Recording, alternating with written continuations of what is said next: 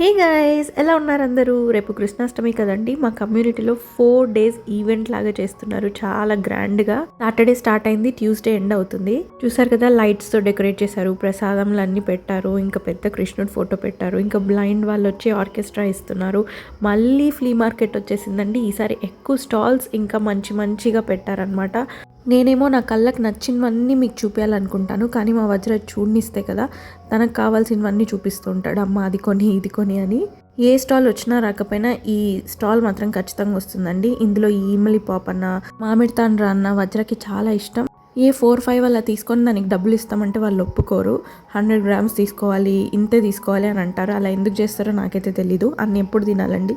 ఇంకా మీకు తెలిసిందే కదా, వజ్రకి గన్నులు పిచ్చుందని. ఇంకా ఈ షూటింగ్ ఏమంటే తనకు చాలా ఇష్టం.